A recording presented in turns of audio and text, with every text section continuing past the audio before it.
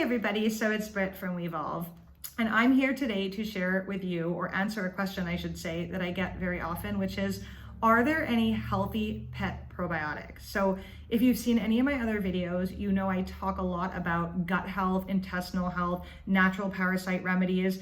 I actually developed an entire super simple at-home video resource called the At-Home Holistic Pet Course, where I literally cover pretty much anything that could ever come up for your pet, from nutrition to the water to feed them, to what happens if they get stung by a scorpion, to what happens if they have parasites, what if they get fleas, what if they get sprayed by a skunk, what if you have to travel with them, how to know if you should go to a vet or not, what are the symptoms to look out for, how even to heal from the grieving if you lose a pet, whether to euthanize or not your pet. I mean, I have everything in there. So I'll link that down below for you guys. It's extremely inexpensive and an amazing resource for any pet owner to help you feel empowered and to be able to find anything you need to know about your pet health literally at the click of a finger. But that aside, a lot of people ask about pet health, like what to do if your pet's taken a lot of antibiotics, what to do if your pet has a reaction to medications, what if your pet is reacting to its food, what if your pet has chronic diarrhea or you suspect they have a parasite. Are there good probiotics, the same way that a human could take a probiotic, that can actually help your pets? So there are probiotics on the market for pets, and most of them are not dangerous. In other words, you could give them to your pet. But I'm going to share the same information that I share in my private membership page, Wevolve, where I share how to heal human diseases. I have like an entire my main career is basically human health as well. So how to reverse disease and chronic illness and all of that. So I'm going to share the same information because it applies also to pets. Probiotics are never going to really culture your gut or colonize your gut the same way, or for animals either. Think about the miles of intestine that we have. And granted, animals have a shorter one, but still it's quite long compared to the amount of powder in a probiotic. We already have an established microbiome, whether it's a beneficial one or not. In the case of like gut problems, you still already have a biofilm with like a protective layer with tons and tons and trillions of different bacteria in there, and so does your pet. So even if you have a few billion bacteria in a dried powder, it won't be able to scratch the surface of the gut to create a lasting difference. What does make a difference for changing your gut's microbiome is adjusting their diet, number one, to a raw food diet, and what that really looks like. It's not what a lot of people think a raw food diet is. It's more specific.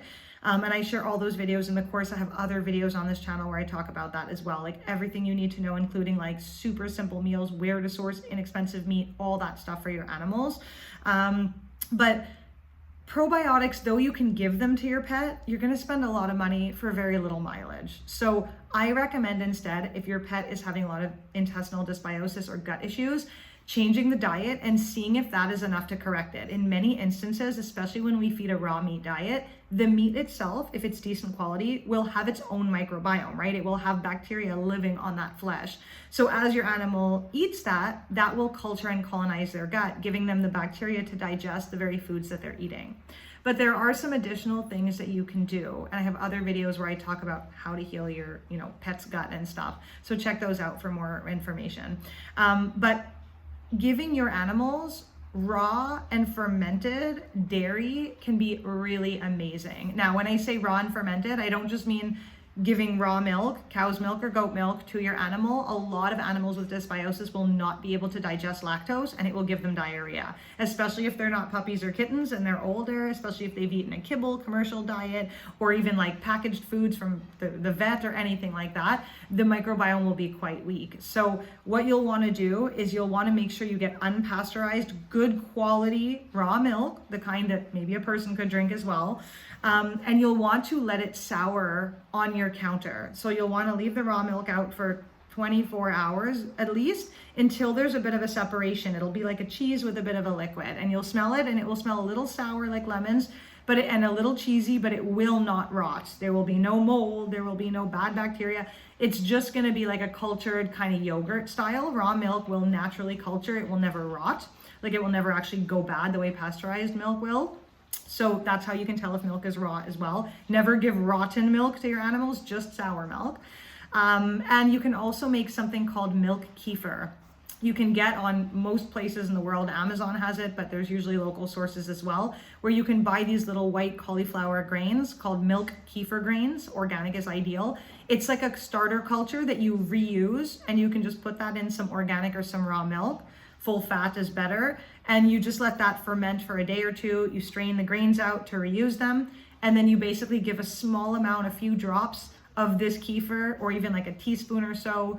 You can give them a little portion to see if they'll eat it on their own, or you can mix it in with their food. And each drop of this has like billions of beneficial bacteria, of over 200 different types of mammal colonizing bacteria from the cow or the goat or whatever it was. So the same way that we get our microbiome from our mothers when we nurse as babies, and from our birth process and all of that, animals, same thing. So raw and cultured milk will not only help heal human dysbiosis, but it will correct animal dysbiosis as well. You want to go really small. You want to see how they do. If they get increased diarrhea or they have any kind of reaction, you want to like cut it back or take a bit of a break, try the raw food again. You'll have to play around a little bit with this, depending on the level of their dysbiosis. But yes, it could be really beneficial to give fermented food, fermented dairy specifically, to your pets, or sour dairy or buttermilk, these types of things. There'll be a lot more probiotics. It'll be a lot more beneficial for them than just probiotic pills. So check out more information on that in the link below in my At-Home Holistic Pet course. I also have an ebook called Fully Fermented, which I will link down below. It's actually free for We Evolve Tribe members who want to know about holistic human health. I also have pet videos in there as well. If you guys want to join my platform, it's $15 a month. You have access to the remedy to every condition on earth, basically. And I do weekly videos where I share updates about world events, answer your questions. There's a Facebook group where we give support even for pet health. So check that out if you guys are interested in a bit more of like a community approach, and to have a lot more information about human health as well. But yeah, I actually have an ebook, Fully Fermented, which I'll link if you want to purchase it, with the recipes on how to make all the best fermented foods for humans and pets in there. So the milk kefir recipe is in there, and that would be the one that you would use for your pets. And I even put like links to where you can buy the grains, like super easy and simple for you. So I hope that this helps. I'm sending everybody so much love, and I'm wishing you a beautiful day.